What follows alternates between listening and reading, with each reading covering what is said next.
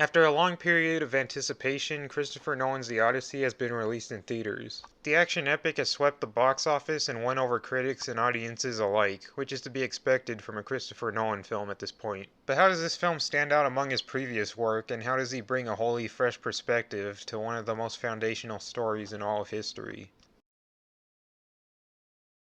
The Odyssey is a story that has been told, retold, retranslated, and reimagined countless times throughout the years. But film remains possibly the most difficult medium due to its great length and abundance of characters and themes. To this day, the influence of the Odyssey continues to be a foundation for most stories in America and elsewhere in the world. It set the standard for countless character and story arcs, and Odysseus is often considered the main archetype for the modern hero. Despite the impossible odds Odysseus faces throughout his journey, he's still a relatable and human protagonist. It's this aspect that Christopher Nolan takes and runs with his adaptation. Like Dunkirk, The Odyssey takes the audience on a first-person perspective with Odysseus on his journey. Its depiction of the Trojan horse is a key indication of the film's approach. It's depicted as a horrible claustrophobic space with soldiers stacked on top of each other, some at the bottom drowning in the rising tide. And Troy later becomes the main thesis of the film. The perils they face from Troy to Ithaca are seen from a human's point of view, almost to horror movie levels.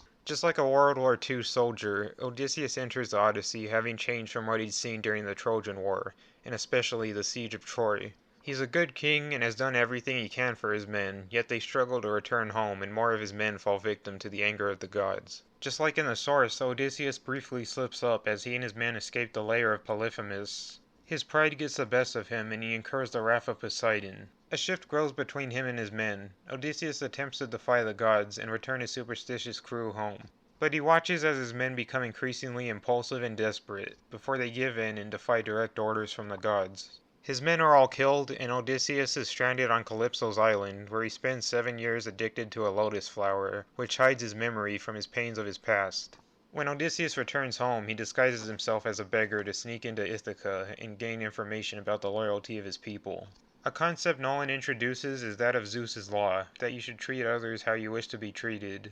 Zeus's law isn't mentioned by name in the original poem, but superstition of the gods hiding amongst humans in the form of beggars is common knowledge among citizens of Ithaca, something that the suitors knowingly mock and break as they disgrace Odysseus and local beggars. There also existed a similar concept called xenia in ancient Greece, represented in the text. It was a common moral obligation that one must practice hospitality, especially among strangers and newcomers, and to be given it in return. As Zeus was thought to have held hospitality and justice in high regard.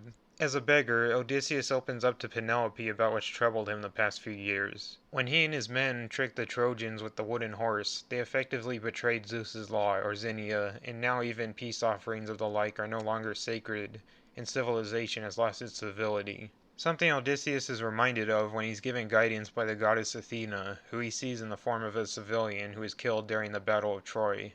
The Trojan horse ended the war and was beneficial to Ithaca, but just like Odysseus's men succumbing to their fates during the journey, and just like how the atomic bomb in Oppenheimer was necessary to end World War II, Odysseus had no control over this breakage of a sacred custom and its effect on history to come overall. Perhaps during his journey, Odysseus pondered this as the inciting event causing his men's punishments. This and his experience as a beggar humbles and humanizes Odysseus. He's a king and has survived more than most other humans during his time, but he's not a god. And he finally regains perspective of the importance and loyalty of his people and the overall influence of the gods. Nolan continues to bring what he's learned with each film into his next. And what he's done here is combine the first-person war experience of Dunkirk with the historical prescience of Oppenheimer to create one whole with the Odyssey. And forges a story as emotionally epic as it is in scope.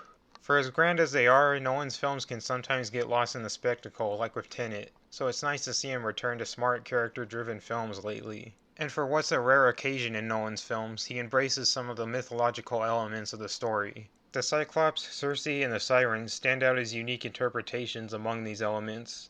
His loyal preference for practicality gives life to the creatures of the Odyssey in the way Harryhausen did with stop motion in his time.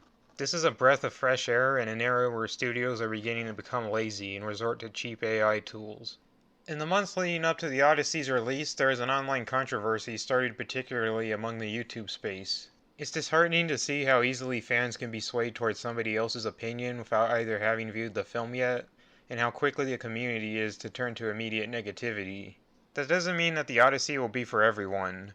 There are areas of the film which can be definite criticisms for some viewers, such as its accuracy and interpretations of the source material. But Homer's original story will always be relevant, and a new audience is turning to that original source for the first time because of this film. If you're Greek and are offended by a Western take on this story, this is a valid opinion. If you don't agree with some of the deviations from the original, this too is a valid opinion. As is if you gain genuine enjoyment and excitement from the film, or if this version of the Odyssey presents a fresh take different from previous which you may not have enjoyed otherwise. But if you just adopt an opinion because others tell you it's correct or more informed than yours, then you're doing yourself a disservice and letting outside influences choose for you. And by forming an opinion before having seen the film, you're removing part of the experience of moviegoing to begin with. There's no such thing as an objective right or wrong opinion on a film, so I'd urge you to go see these films and decide for yourself.